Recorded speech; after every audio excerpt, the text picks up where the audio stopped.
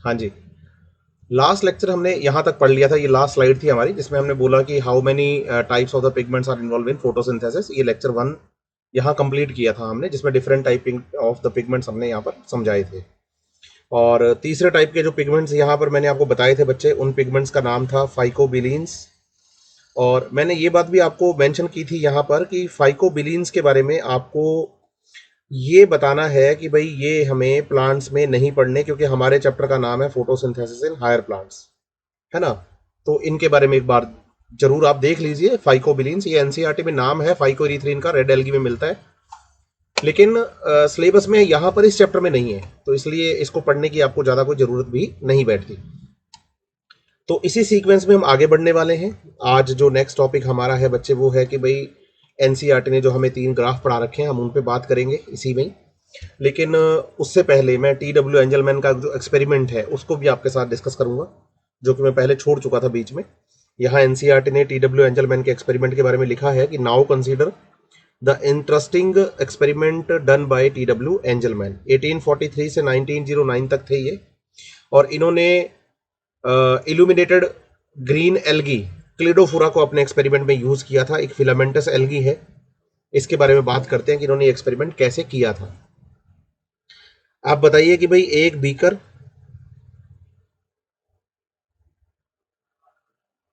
है ना, ये एक बीकर है। इस बीकर के अंदर इन्होंने रखा बच्चे पानी के अंदर एरोबिक बैक्टीरिया को। मतलब आप बताएंगे कि भाई अंदर इसमें क्या भरा हुआ है, तो हम बताएंगे अंदर इसमें पानी भरा हुआ है,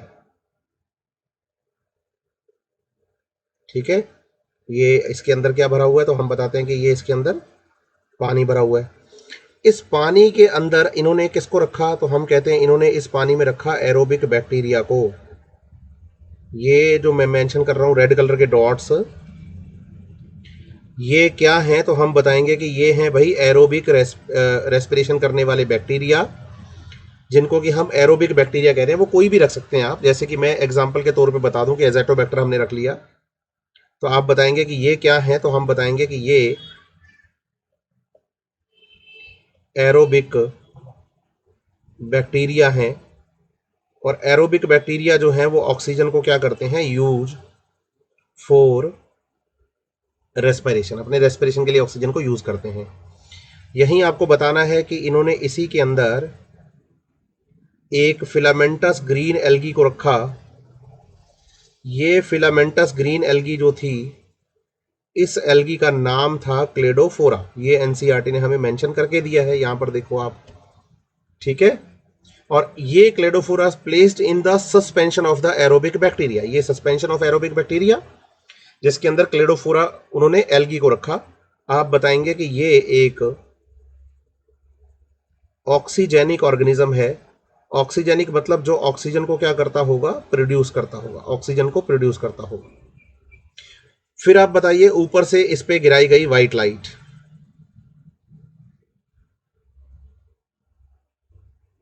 व्हाइट लाइट, आप इसे स्पेक्ट्रम कह सकते हैं, जिसमें कि 7 रंग हैं। लेकिन ध्यान रखिएगा कि इस लाइट को इन्होंने निकाला किसमें से, तो हम कहते हैं इस लाइट को इन्होंने निकाला प्रिज्म में से। जब प्रिज्म से ये लाइट निकली तो 7 कलर्स में स्प्लिट हो गई, violet, indigo, blue, green, yellow, orange और red. Violet, indigo, blue, green, yellow, orange और रेड, ये 7 कलर्स की लाइट यहां पर इन्होंने हमें बता दी, है ना। इसे हम बोलेंगे मोनोक्रोमेटिक लाइट। मोनो मतलब होता है सिंगल, क्रोम मतलब होता है कलर, तो मोनोक्रोमेटिक लाइट मतलब सिंगल कलर लाइट। जब ये एल्गी पर गिरेगी तो बताइए कि एल्गी इस लाइट में करेगा फोटोसिंथेसिस। अब आप बताइए कि जो फोटोसिंथेसिस होता है वो 400 से लेकर 700 नैनोमीटर के वेवलेंथ पे होता है, इसको हम PAR कहते हैं।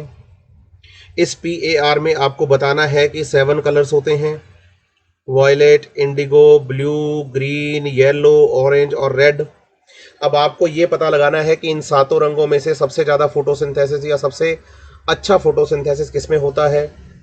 उसका पता लगाने के लिए इस वाइट लाइट को, PAR को, पूरी वेवलेंथ की जो लाइट स्पेक्ट्रम था उसको हमने किस में से निकाला, प्रिज्म से, 7 कलर्स में स्प्लिट हो गया। ये एक्सपेरिमेंट डन किया किसने, तो एनसीईआरटी लिखती है डन बाय TW एंजलमैन। सही है। अब क्या होगा कि क्लेडोफोरा यहां पर इस लाइट में करेगी फोटोसिंथेसिस, और फोटोसिंथेसिस करके वो ऑक्सीजन को प्रोड्यूस करेगी, और उस ऑक्सीजन को यूज करेगा ये बैक्टीरिया। तो आप बताएंगे कि बैक्टीरिया सबसे ज्यादा कहां इकट्ठे हो गए, बोलो जिस लाइट में फोटोसिंथेसिस ज्यादा, जिस लाइट में ऑक्सीजन का प्रोडक्शन ज्यादा, वहां पर बैक्टीरिया का कलेक्शन भी ज्यादा। तो आप बताइए, वायलेट लाइट में बैक्टीरिया थे, इंडिगो में भी बैक्टीरिया थे, ब्लू में तो बोलो आप बहुत ही बैक्टीरिया थे, ग्रीन में बहुत कम थे, येलो में थे, ऑरेंज में थे, और रेड में तो और भी ज्यादा थे। इसका मतलब सबसे ज्यादा अगर बैक्टीरिया हमें फोटोसिंथेसिस करते हुए दिखे हैं तो वो बैक्टीरिया हमें दिखे हैं एक तो ब्लू लाइट में और दूसरे दिखे हैं हमें रेड लाइट में। तो बेसिकली इसे हम फोटोसिंथेसिस का एक्शन स्पेक्ट्रम कहेंगे, और एक्शन स्पेक्ट्रम ऑफ फोटोसिंथेसिस हम बताएंगे ब्लू और रेड, कि ब्लू लाइट और रेड लाइट में फोटोसिंथेसिस क्या हुआ है, ज्यादा। अच्छा, आपने ब्लू लाइट और रेड लाइट में फोटोसिंथेसिस ज्यादा हुआ है इस बात का पता कैसे लगाया, तो आप बताओगे कि ऑक्सीजन निकलने की अमाउंट से। एनसीईआरटी लिख के देती है the bacteria were used to detect the site of oxygen evolution. He observed that the bacteria accumulated mainly in the regions blue and red light of the split spectrum। जो splitted spectrum है 7 colours का, उसमें blue और red light में bacteria सबसे ज्यादा है। और ये पहला एक्शन स्पेक्ट्रम हमें बताया है किसने, TW एंजलमैन ने। अब आप बताइए, इसका कंक्लूजन है हमारे पास सेकंड ग्राफ। आप ध्यान से देखेंगे एनसीईआरटी के अंदर भी तो आपको ये पता चलेगा कि जो सेकंड ग्राफ है वो इसका कंक्लूजन है। कैसे, यहां लिखा गया रेट ऑफ फोटोसिंथेसिस, और कैसे मेजर किया है, तो measured by the O2 release. यहां देखो वाई एक्सिस पे measured by the O2 release.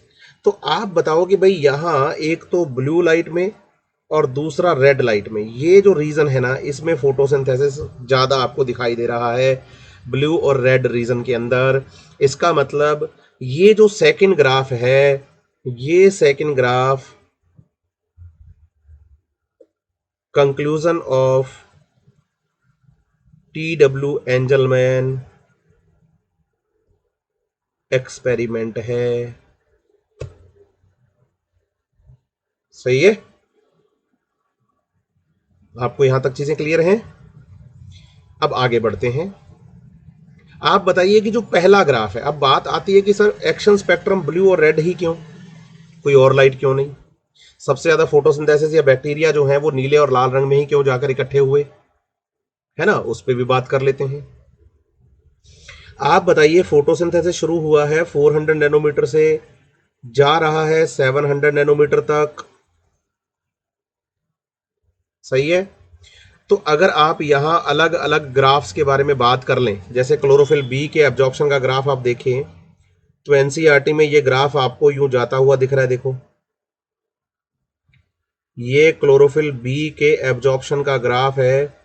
तो क्लोरोफिल बी ने ब्लू लाइट को और रेड लाइट को एब्जॉर्ब किया है। तो ये वाले जो दो रीजन आपको दिख रहे हैं, ये रीजन है ब्लू रीजन और ये रीजन है रेड रीजन। वहीं पर क्लोरोफिल ए का अगर एब्जॉर्प्शन देखेंगे आप, तो क्लोरोफिल ए का एब्जॉर्प्शन भी देखो आप, ब्लू लाइट में अच्छा खासा है, लेकिन ग्रीन वेवलेंथ आते ही दोनों का एब्जॉर्प्शन कम हो गया है, क्योंकि क्लोरोफिल पिगमेंट ना खुद ग्रीन कलर का होता है, और बोलो पिगमेंट जिस कलर का होता है उसे एब्जॉर्ब नहीं करता, पिगमेंट जिस कलर का होता है उसे एब्जॉर्ब नहीं करता। तो बताओगे कि क्लोरोफिल खुद ग्रीन कलर का है, तो ग्रीन कलर को क्यों एब्जॉर्ब करेगा? क्लोरोफिल जो है वो खुद ग्रीन कलर का है, तो ग्रीन कलर को क्यों एब्जॉर्ब करेगा? इसलिए ग्रीन कलर की लाइट में क्लोरोफिल का एब्जॉर्प्शन का ग्राफ नीचे आ जाता है। लेकिन वहीं जब हम कैरोटीनॉइड्स की बात करें बेटा, तो कैरोटीनॉइड्स के बारे में आपको समझना होगा कि कैरोटीनॉइड्स जो हैं वो ग्रीन लाइट को अच्छा खासा एब्जॉर्ब कर लेते हैं। क्यों कर लेते हैं ग्रीन लाइट को वो एब्जॉर्ब? क्योंकि कैरोटीनॉइड्स ग्रीन कलर के होते ही नहीं है, कैरोटीनॉइड्स होते हैं येलो ऑरेंज कलर के, येलो ऑरेंज कलर के, है ना। तो आप देखिए कि क्लोरोफिल ए और बी ने सबसे ज्यादा लाइट कौन सी एब्जॉर्ब करी है, तो हम कहते हैं कि क्लोरोफिल ए और बी ने ब्लू और रेड लाइट को एब्जॉर्ब ज्यादा किया है। इसका मतलब अगर एक्शन स्पेक्ट्रम ब्लू रेड है ना बेटा, तो यहां आपको समझना होगा कि फोटोसिंथेसिस का एक्शन स्पेक्ट्रम भी ब्लू रेड ही आएगा। तो एब्जॉर्प्शन स्पेक्ट्रम जो है वही एक्शन स्पेक्ट्रम है। इसका मतलब जिस लाइट का एब्जॉर्प्शन ज्यादा होगा उसी लाइट में फोटोसिंथेसिस भी ज्यादा होगा। अब बात आती है हमारे पास, ये बात तो क्लियर हो गई कि भाई जो जैसा एब्जॉर्प्शन वैसा एक्शन, ये तो क्लियर हो गया। अब तीसरा ग्राफ क्या रिप्रेजेंट करता है यहां पर, तीसरा ग्राफ रिप्रेजेंट करता है कि क्लोरोफिल ए, बी और कैरोटीनॉइड तीनों में से मेन पिगमेंट कौन सा है, मेजर पिगमेंट कौन सा है, चीफ पिगमेंट कौन सा है। तो हम बताते हैं कि यहां पर चीफ पिगमेंट है क्लोरोफिल ए। बात आती है कैसे, तो हम बताते हैं कि ये हमें समझाएगा थर्ड पैराग्राफ जो है वो। कैसे, आप बताओ, ब्लू लाइट में और रेड लाइट में क्लोरोफिल ए ने एब्जॉर्प्शन ज्यादा किया, बिल्कुल किया। क्या क्लोरोफिल बी, ये जो ब्लैक कलर की लाइन आपको ऊपर दिखाई दे रही है ना, ये वाली ये रेट ऑफ फोटोसिंथेसिस की लाइन है, देखो यहां ऊपर मेंशन किया है। और ये ब्लू कलर की लाइन जो है एब्जॉर्प्शन ऑफ क्लोरोफिल ए है ये। तो बात आती है बी को हम मेन पिगमेंट क्यों नहीं बताते। बी को इसलिए मेन पिगमेंट नहीं बताते क्योंकि अगर आप ध्यान से देखेंगे तो ब्लू रीजन के अंदर क्लोरोफिल बी के एब्जॉर्प्शन का जो ग्राफ है ना बच्चे, वो रेट के ग्राफ को भी क्रॉस कर गया है। तो इसका मतलब बी मेन पिगमेंट हो ही नहीं सकता। अगर बी मेन होता तो ऊपर से आता ये ब्लैक कलर की लाइन। दूसरा, अगर बी को ध्यान से देखो तो वो 700 से पहले ही कहीं गिर जाता है, 700 की वेवलेंथ तक जा ही नहीं पाता। इसका मतलब एक तो पूरा एब्जॉर्प्शन अच्छे से नहीं हो पा रहा, और दूसरा वो क्या कर रहा है, हाँ, ब्लू लाइट के अंदर रेट ऑफ फोटोसिंथेसिस के ग्राफ को और भी ज्यादा क्रॉस कर गया है। इसका मतलब ओवरलैपिंग हो ही नहीं रही। कैरोटीनॉइड्स जो हैं उनके साथ प्रॉब्लम ये है कि कैरोटीनॉइड्स जो होते हैं वो कैरोटीनॉइड्स येलो ऑरेंज लाइट में नीचे गिर जाते हैं।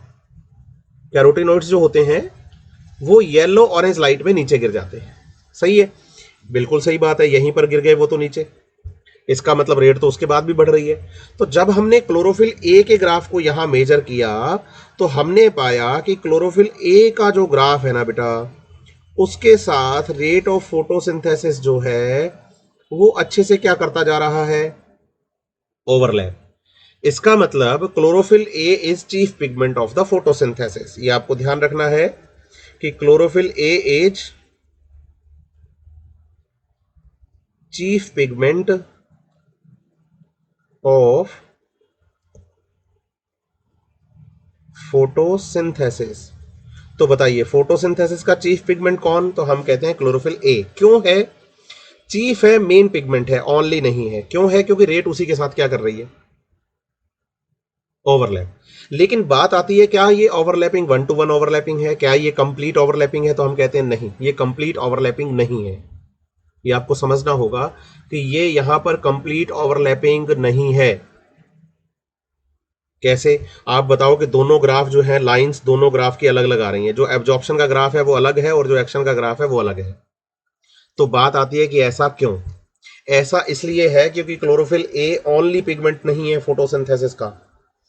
क्लोरोफिल ए के साथ, क्लोरोफिल ए के साथ यहां कैरोटीनॉइड्स और क्लोरोफिल बी भी काम करते हैं। आप ध्यान दीजिए, मैं आपको समझाता हूं। ग्रीन कलर की लाइट है, ग्रीन कलर की लाइट में अगर आप ध्यान दें कि क्लोरोफिल ए जो है उसके एब्जॉर्प्शन का ग्राफ काफी नीचे है, लेकिन एक्शन का ग्राफ नीचे नहीं है। ग्रीन कलर की लाइट में अगर आप ध्यान देंगे तो आप ध्यान दीजिएगा कि भाई एक्शन का ग्राफ उतना नीचे नहीं है जितना कि एब्जॉर्प्शन का ग्राफ नीचे है। तो ये डिफरेंस किसकी वजह से आया, इतना ये जो डिफरेंस रेट का आया वो किसकी वजह से आया। यहां तो क्लोरोफिल ए जो है लाइट को एब्जॉर्ब ही नहीं कर रहा।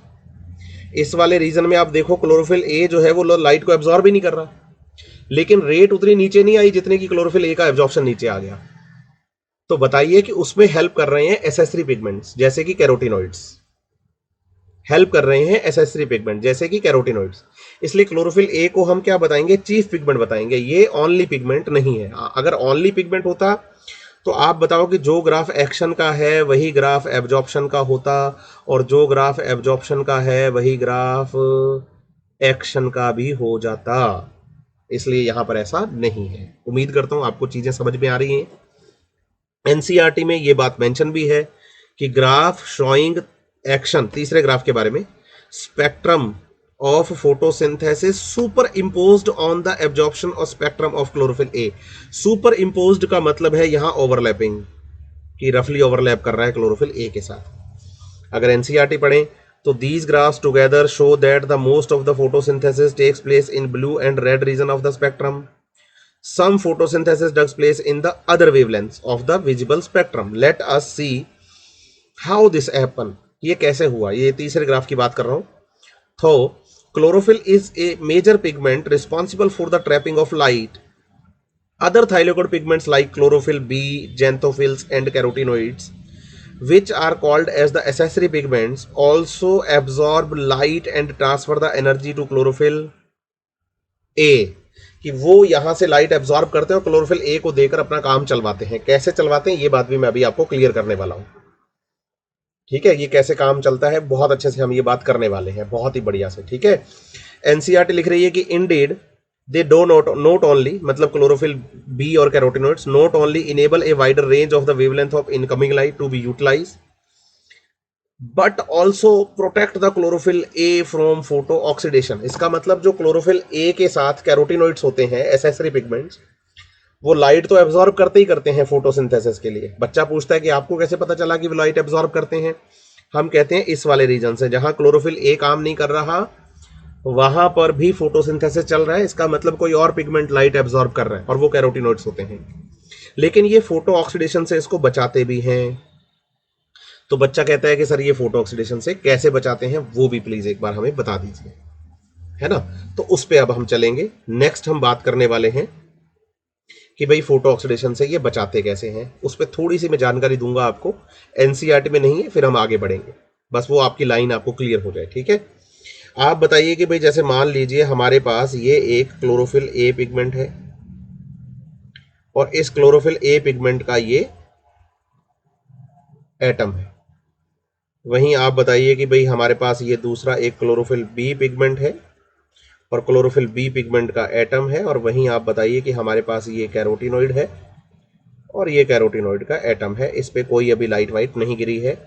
तो आप बताओगे कि तीनों के जो इलेक्ट्रॉन्स हैं इनके एटम्स में लोअर एनर्जी लेवल पर हैं, लेकिन जैसे ही क्या होता है कि इन सभी पिगमेंट्स पर सनलाइट आकर गिरेगी, क्लोरोफिल ए पे, बी पे और कैरोटिनोइड्स पे, तो सनलाइट गिरने के बाद होगा क्या कि जो इनके इलेक्ट्रॉन्स हैं वो एक्साइट होकर हाई एनर्जी लेवल पर चले जाएंगे, है ना, तीनों के।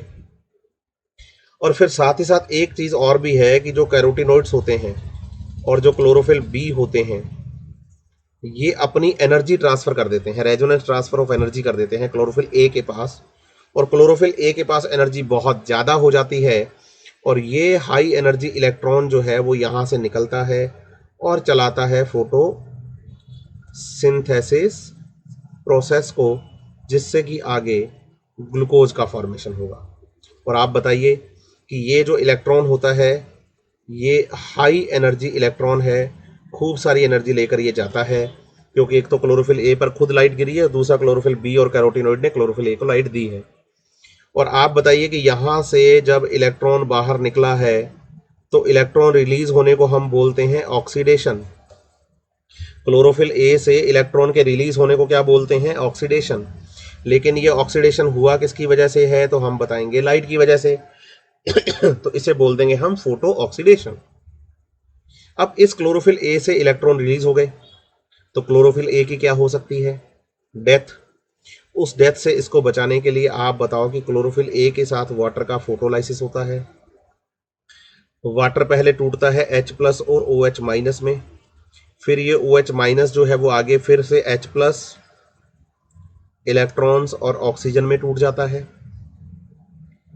लेकिन यहां जो ऑक्सीजन ये निकलती है बच्चे, ये होती है एटॉमिक, या आप बोलोगे नेसेंट ऑक्सीजन। और एटॉमिक या नेसेंट ऑक्सीजन आप बताओगे कि हाईली रिएक्टिव ऑक्सीजन है और ये ऑक्सीजन क्लोरोफिल को डैमेज कर सकती है। तो आप बताइए कि कंटिन्यू लाइट गिरने की वजह से जब कंटिन्यू वाटर का ब्रेकडाउन होता है जिसे कि हम फोटोलाइसिस ऑफ वाटर कहेंगे, तो यहाँ से ये जो ऑक्सीजन बनती है ना, एटॉमिक ऑक्सीजन, इस एटॉमिक ऑक्सीजन को मॉलिक्यूलर ऑक्सीजन में बदल दिया जाता है, जो कि लेस रिएक्टिव ऑक्सीजन होती है। और आप बताओगे कि ये काम जो है, ये काम कैरोटीनॉइड्स करते हैं। आप सोचो कि अगर कैरोटीनॉइड्स ये काम नहीं करते तो क्या होता। तो बताओ कि ये जो नेसेंट ऑक्सीजन है ये क्लोरोफिल से जुड़ जाती और इसको डैमेज कर देती। क्योंकि कल हमने जो लास्ट लेक्चर था उसमें हमने ये बात पढ़ी थी फर्स्ट लेक्चर में कि क्लोरोफिल का फॉर्मूला जो है, ए के अंदर 5 ही ऑक्सीजन के मॉलिक्यूल हैं, C55H72O5N4Mg, है ना, 5 ही एटम है। लेकिन आप बताइए कि अगर ये ऑक्सीजन यहाँ जुड़ जाते तो 6 हो जाते, और जुड़ जाते तो 7 हो जाते, तो क्लोरोफिल डैमेज हो सकता था।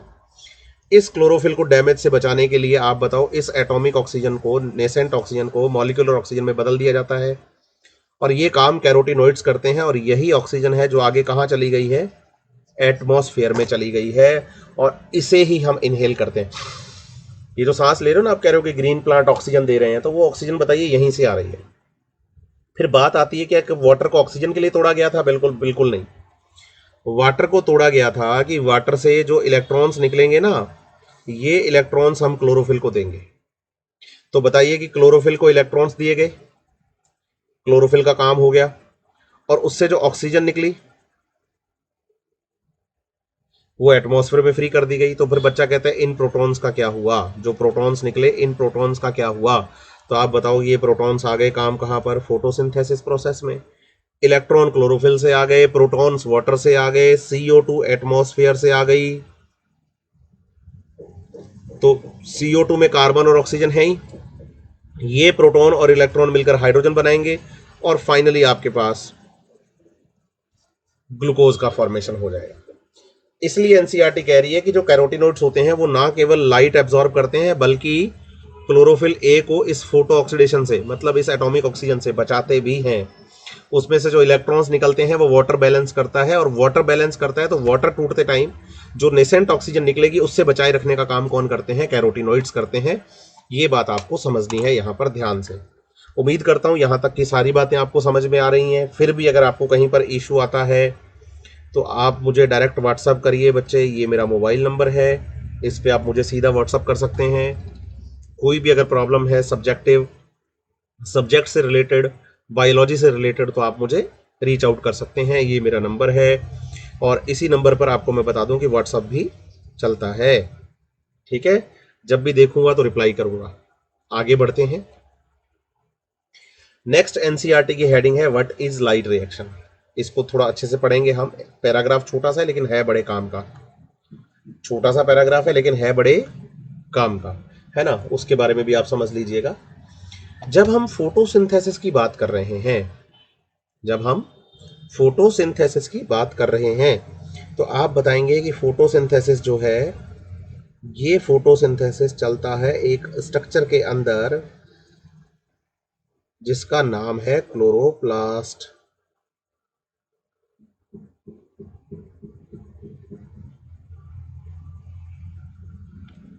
ठीक है।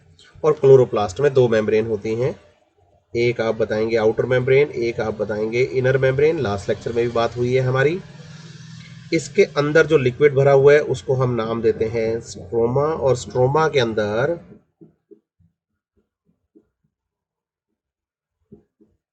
आप याद करिए कल हमने थाइलेकोइड्स पढ़ी थी ऐसे।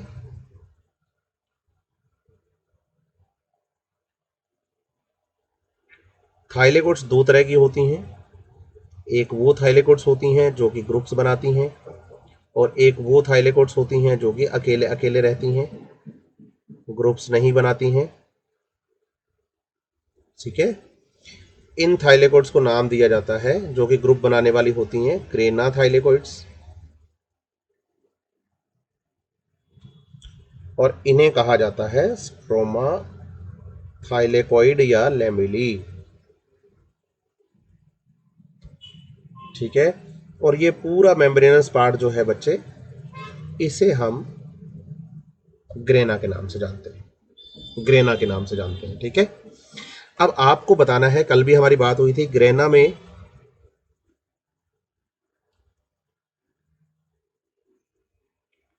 लाइट रिएक्शंस होंगी। और स्ट्रोमा थोड़ा सा नीचे बना लूँ मैं ताकि आपके लिए डायग्राम इजी हो जाए। ये वाला जो लिक्विड था बेटा ये स्ट्रोमा था और इसमें क्या चल रही हैं, इसमें चल रही हैं डार्क रिएक्शंस। ठीक है, अब आप बताइए कि लाइट रिएक्शन से क्या क्या बना। बोलो, लाइट रिएक्शन से बना एटीपी, NADPS2 और ऑक्सीजन। ऑक्सीजन यहाँ पर आप बताएंगे कि बाई प्रोडक्ट है, और ये एटीपी और NADPS2 काम आएंगे कहाँ पर, लाइट रिएक्शन के प्रोडक्ट डार्क रिएक्शन में, और फॉर्मेशन करवा देंगे किसका, ग्लूकोज का। तो क्लियर डिवीजन ऑफ लेबर है। तो आप बताइए, जब तक लाइट रिएक्शंस नहीं चलेंगी ना, डार्क रिएक्शंस भी नहीं हो पाएंगी। जब तक लाइट रिएक्शंस नहीं चलेंगी तब तक डार्क रिएक्शंस भी नहीं हो पाएंगी, ये समझना होगा आपको। ठीक है, और लाइट रिएक्शंस कहाँ चलती हैं, लाइट रिएक्शंस चलती हैं थाइलेकोइड्स में। तो चलिए ऐसा करते हैं, यहां से हम एक थाइलेकोइड को बाहर निकालते हैं। जब हम एक थाइलेकोइड की बात करेंगे तो आप बताएंगे कि जो थाइलेकोइड होती है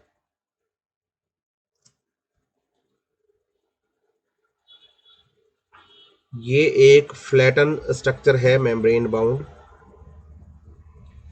और इस थाइलेकोइड के बारे में एक बात तो आपको ध्यान रखनी पड़ेगी कि थाइलेकोइड जो है वो एक सिंगल मेम्ब्रेन होती है, डबल मेम्ब्रेन नहीं है। दो लाइनें मैंने जरूर बनाई हैं, लेकिन ये दो लाइनें केवल इसलिए बनाई हैं ताकि मैं आपको समझा सकूं कि ये थाइलेकोइड मेम्ब्रेन की थिकनेस है। और मेम्ब्रेन कोई भी हो, बोलो फॉस्फोलिपिड बाइलेयर ही होती है। तो आपको बताना है कि ये एक मेम्ब्रेन है जो कि एक फॉस्फोलिपिड बाइलेयर है। ठीक है, इसके अंदर की तरफ का लिक्विड जो है वो ल्यूमेन कहलाता है। और थाइलेकोइड मेम्ब्रेन में फोटोसिंथेटिक पिगमेंट्स पाए जाते हैं। आपको बताना है कि ये जो फोटोसिंथेटिक पिगमेंट्स थाइलेकोइड मेम्ब्रेन में पाए जाते हैं, ये फोटोसिंथेटिक पिगमेंट्स पाए जाते हैं ग्रुप्स की फॉर्म में। ये जो फोटोसिंथेटिक पिगमेंट्स होते हैं ये पाए जाते हैं कैसे, तो हम बताएंगे ग्रुप्स की फॉर्म में। और इन ग्रुप्स में कौन कौन से पिगमेंट्स हैं, क्लोरोफिल ए, क्लोरोफिल बी और कैरोटीनोइड्स। क्योंकि हम यहां पर ये पढ़ के आए हैं, तीन ही पिगमेंट हैं, ए, बी और कैरोटीनोइड्स। सही है। इन फोटोसिंथेटिक पिगमेंट्स के एक ग्रुप का नाम आपको बताना है क्वांटासोम। और एक क्वांटासोम में आप बताइए 250 से लेकर 400 पिगमेंट मॉलिक्यूल्स होते हैं। और साथ ही साथ आपको बताना है कि जो थाइलेकोइड मेम्ब्रेन होती है, उस थाइलेकोइड मेम्ब्रेन के अंदर दो प्रोटीन, एक इंटीग्रल और एक पेरिफेरल प्रोटीन, जिसमें से इंटीग्रल को तो हम नाम देते हैं CF0 और पेरिफेरल को नाम देते हैं CF1। तो दो प्रोटीन आपको याद करने हैं, एक CF0 और एक CF1। इन दोनों को मिलाकर बोला जाता है ऑक्सीसोम। और जो CF1 पार्टिकल होता है, उस CF1 पार्टिकल पर सिंथेसिस होता है ATP का, ADP प्लस इनऑर्गेनिक फॉस्फेट से। और ATP बनने के इस प्रोसेस को हम नाम देते हैं फोटोफॉस्फोराइलेशन। और ध्यान रखें, इस थाइलेकोइड मेम्ब्रेन के बाहर की तरफ जो लिक्विड भरा हुआ है उसका नाम स्ट्रोमा होगा। और ATP बनने का ये जो प्रोसीजर है इसे नाम दिया जाता है फोटो फॉस्फोराइलेशन। ये ध्यान रखें आप। अब देखिए, क्लोरोप्लास्ट में से थाइलेकोइड को बाहर निकाला, तो थाइलेकोइड में से क्या करें, थाइलेकोइड में से बोलो पिगमेंट्स के इस ग्रुप को बाहर निकाल लेते हैं, क्योंकि इसी से तो फोटोसिंथेसिस चल रहा है। फोटोसिंथेसिस का मेन वर्क, ये सबसे पहला काम यही है कि क्लोरोफिल लाइट को एब्जॉर्ब करे और फोटोसिंथेसिस को आगे चलवाए। तो ध्यान दीजिए, हमने कहा कि भाई हमारे पास जैसे ये मान लीजिए क्लोरोफिल पिगमेंट हैं। क्लोरोफिल पिगमेंट्स आपको यहां पर बताना है कि एक ग्रुप में है, उस ग्रुप को हमने यहां बना लिया है। इसमें बहुत सारे पिगमेंट्स प्रेजेंट हैं, इसलिए हम इसको नाम दे देते हैं पिगमेंट सिस्टम। इस पिगमेंट सिस्टम में क्लोरोफिल्स हैं, इस पिगमेंट सिस्टम में कैरोटिनॉइड्स हैं, है ना, और क्लोरोफिल ए है, बी है और कैरोटिनॉइड है। अब आपको बताना है कि सभी पिगमेंट्स में से कोई एक क्लोरोफिल ए काम कर रहा है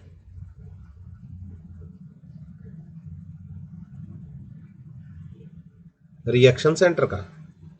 कोई एक क्लोरोफिल ए है और वो काम किसका कर रहा है, तो हम कहेंगे रिएक्शन सेंटर का। और बाकी सभी पिगमेंट्स, आप बताएंगे कि बाकी सभी पिगमेंट्स को कहा जाता है LHC, बोलेंगे light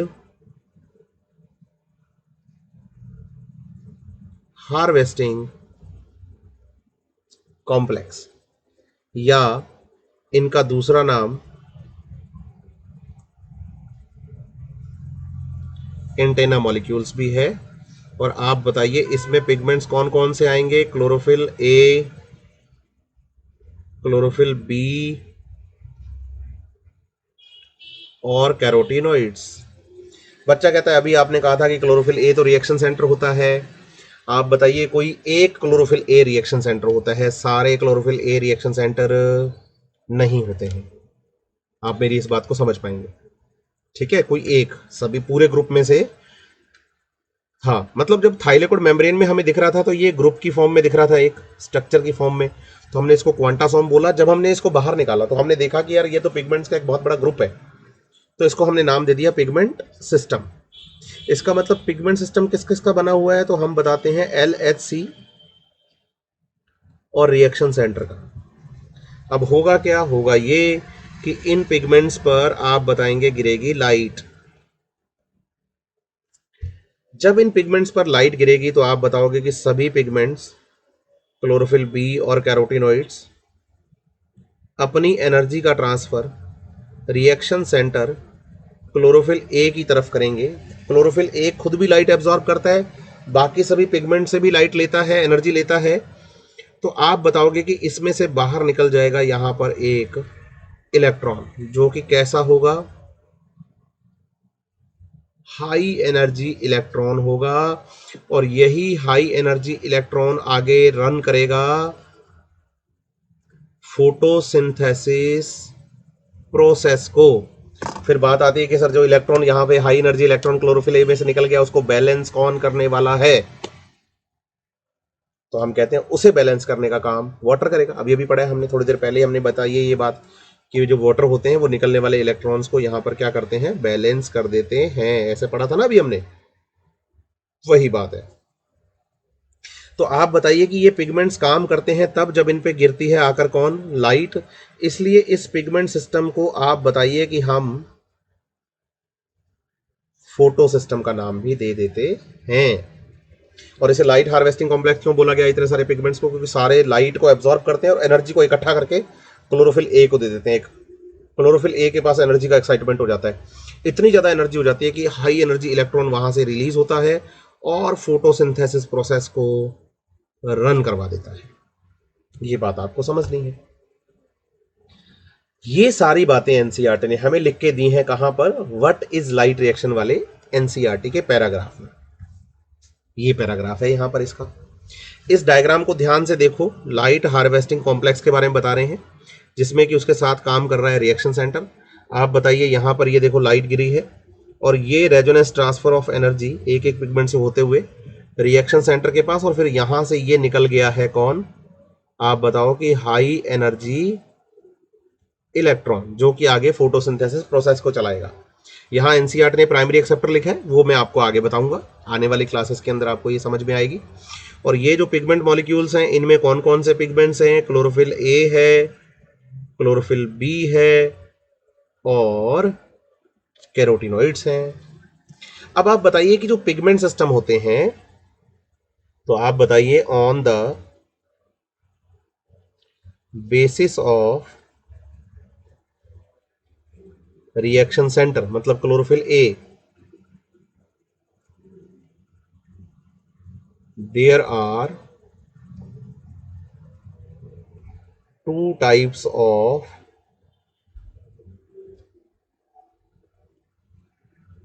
pigment systems or photosystems, जिसमें से एक का नाम है फोटो सिस्टम या pigment system one, in short इसे हम PS1 लिखते हैं, और दूसरे का नाम है photo system two, in short इसे हम PS2 लिखते हैं। आप बताइए इसका जो रिएक्शन सेंटर है ना, मतलब कि क्लोरोफिल ए, उसे हम बताते हैं P700, और इसका PS2 का जो रिएक्शन सेंटर है ना, मतलब कि क्लोरोफिल ए, उसे हम बताते हैं P680।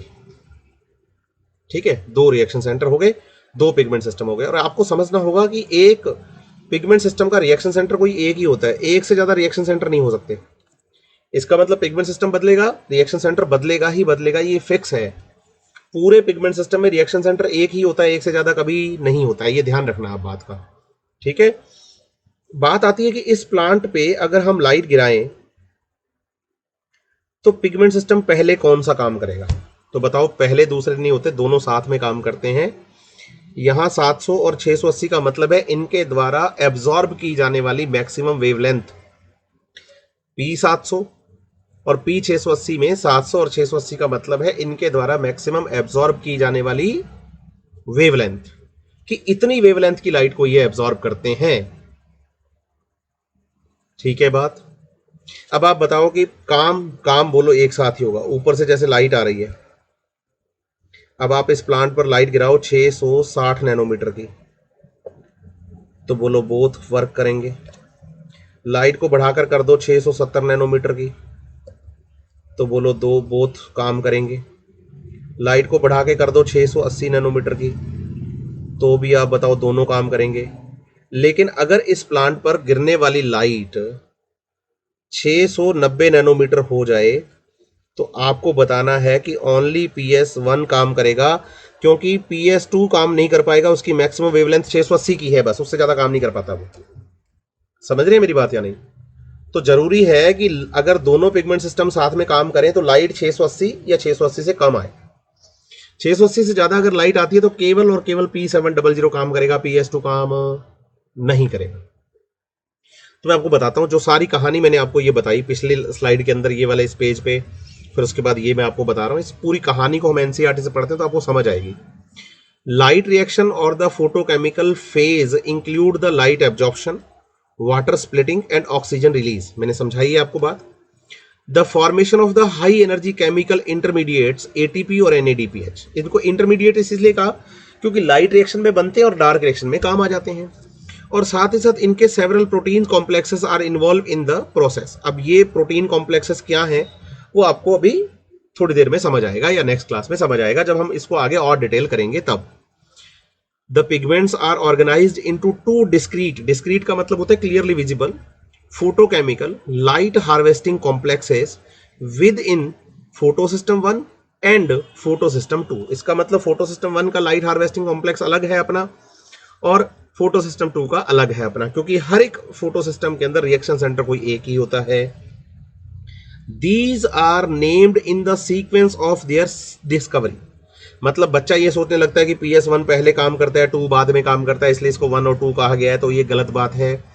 ये दोनों नाम इनकी डिस्कवरीज के बेसिस पर ही बताए गए हैं। And note in the sequence in which they function during the light reaction. Function तो दोनों साइमल्टेनियसली करते हैं, लाइट तो दोनों पे एक साथ गिरती है। PS1 पहले डिस्कवर हुआ है, PS2 बाद में। फिर एनसीईआरटी लिखती है the LHC is made up of the 100 of pigments molecules bound to protein. इसमें बहुत सारे प्रोटीन होते हैं, हंड्रेड्स, हंड्रेड्स का मतलब क्वांटासोम में हम बताते हैं 250 से लेकर 450। समझ रहे हैं मेरी बात या नहीं? 250 से लेकर 400 तक पिगमेंट मॉलिक्यूल्स को हम बताते हैं इसके अंदर। जल्दबाजी में दोनों 50-50 बोल दिए मैंने। तो hundreds of the pigment molecules यहां पर प्रेजेंट हैं जो कि प्रोटीन से बाउंड हैं। फिर एनसीईआरटी लिखती है each photosystem has all the pigments. सही बात है। आप बताइए, फोटो सिस्टम में क्लोरोफिल ए भी है, बी भी है और कैरोटीनॉइड भी है, all the pigment except one molecule of chlorophyll A. अगर इन सभी पिगमेंट मॉलिक्यूल्स में से किसी एक क्लोरोफिल ए को हम क्या कर दें, निकाल दें और क्या बना दें, रिएक्शन सेंटर बना दें, तो बचेगा क्या, बोलो LHC बचेगी। वही कह रही है एनसीईआरटी, पढ़ते हैं दोबारा। Each photosystem has all the pigment molecules except one molecule of chlorophyll A forming a light harvesting system called as the antenna। मतलब आप एक रिएक्शन सेंटर को इसमें से हटा दोगे तो LHC बचेगा, रिएक्शन सेंटर भी इंक्लूड कर दोगे तो पूरा फोटोसिस्टम हो जाएगा। These pigments help to make the photosynthesis more efficient by the absorbing different wavelength of the light। बात आती है कि इलेक्ट्रॉन तो केवल इस क्लोरोफिल ए को ही देना है, बाकी सब पिगमेंट्स को साथ में रखने की क्या जरूरत है। तो आप बताइए, हमें इसको बनाना है हाई एनर्जी वाला इलेक्ट्रॉन, तो सभी पिगमेंट्स मिलकर जब थोड़ी थोड़ी एनर्जी देंगे, आप सोचो 400 पिगमेंट मॉलिक्यूल्स हैं, ठीक है, और सभी अगर मान लो 5-5 एनर्जी भी देते हैं तो 400 इंटू 5 करो आप, 2000 एनर्जी हो गई। मतलब सबने 5-5 एनर्जी दी और क्लोरोफिल ए को 2000 मिली, और क्लोरोफिल ए की खुद की भी कुछ ना कुछ एनर्जी हो गई, तो एनर्जी बहुत ज्यादा मिलती है। और उस हाई एनर्जी इलेक्ट्रॉन से फोटोसिंथेसिस बड़ा एफिशिएंटली चलता है। The single chlorophyll A molecule form the reaction centre, एक ही बनाएगा। The reaction centre is different in both the photosystems, बिल्कुल सही बात है। रिएक्शन सेंटर होता क्लोरोफिल ए ही है दोनों जगह, लेकिन हैं दोनों अलग अलग क्लोरोफिल ए हैं, सेम नहीं है। In the PS1 reaction centre chlorophyll A absorb the peak, maximum peak. यहां जो पी हम लिख रहे हैं, इस पी का मतलब पीक ही तो है।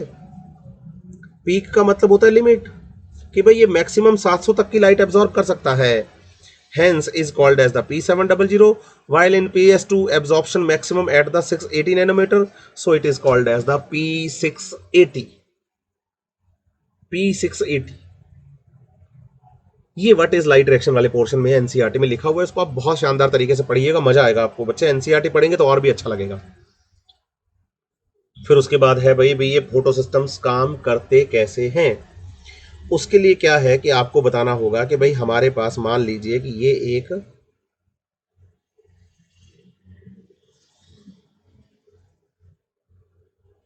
बताइए कि थाइलेकोइड है,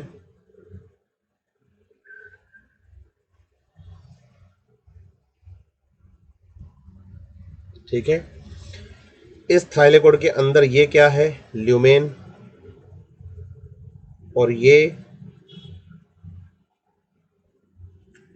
आप बताएंगे कि थाइलेकोइड मेम्ब्रेन, जो कि एक फॉस्फोलिपिड बाइलेयर है, बाहर की तरफ भरा हुआ लिक्विड स्ट्रोमा है, और साथ ही साथ याद करना है कि इस थाइलेकोइड मेम्ब्रेन में यहां पर हमने बताया था ना कि ऑक्सीसोम प्रेजेंट होते हैं, तो ये ऑक्सीसोम्स यहां पर प्रेजेंट है, ठीक है। अब आपको बताना है कि भाई मान लीजिए हमारे पास ये पिगमेंट सिस्टम 1 P700 प्रेजेंट है, इसका रिएक्शन सेंटर जो कि PS1 का रिएक्शन सेंटर होता है, और यहीं थाइलेकोइड मेम्ब्रेन में आपको बताना है कि दूसरा पिगमेंट सिस्टम जिसका रिएक्शन सेंटर P680 PS2 वाला प्रेजेंट होता है। तो इसका मतलब एक ही थाइलेकोइड में PS1 और PS2 दोनों प्रेजेंट है, और दोनों के दोनों सनलाइट के साथ काम करते हैं, दोनों के दोनों सनलाइट के साथ काम करते हैं। बात आती है कि दोनों काम करते कैसे हैं, PS1 काम कैसे करता है, PS2 काम कैसे करता है। तो आपको बताना है यहाँ बहुत सारी प्रोटीन कॉम्प्लेक्सेस इनके साथ काम करते हैं और लाइट रिएक्शन प्रॉपर चलती है। तो नेक्स्ट क्लास जो हमारी आएगी बच्चे, वो इसी पे आएगी, और पूरी मैं लाइट रिएक्शन आपको समझाऊंगा। ये सबसे ज्यादा टफ टॉपिक माना जाता है फोटोसिंथेसिस में, जो कि मैं आपको बहुत सही से क्लियर कर दूंगा। इसमें आपको पहले मैं आपको पूरा केमियोस्मोटिक हाइपोथेसिस, साइक्लिक और नॉन साइक्लिक फोटोफॉस्फोराइलेशन और जेड स्कीम, ये तीनों चीजें एक साथ समझा दूंगा। तो मिलते हैं नेक्स्ट क्लास में, अच्छे से पढ़ते रहिए। अगर कहीं पर भी कोई प्रॉब्लम आपको आती है बायोलॉजी के अंदर, मैं फिर से बोल रहा हूँ, मेरा ये नंबर है, इस नंबर पर मुझे आप व्हाट्सअप करिए, है ना, आपको अपना जवाब मिलेगा। जब भी मैं देखूंगा तो रिप्लाई करूंगा। टेलीग्राम चैनल जो है बायोलॉजी डेफिनेट यूट्यूब चैनल का, उस पर आपको असाइनमेंट्स तो आपको कंटिन्यू मिल ही रहे हैं। बढ़िया से पढ़ते रहिए। नेक्स्ट क्लास में मिलते हैं, यहीं से रेगुलर करेंगे नेक्स्ट क्लास को।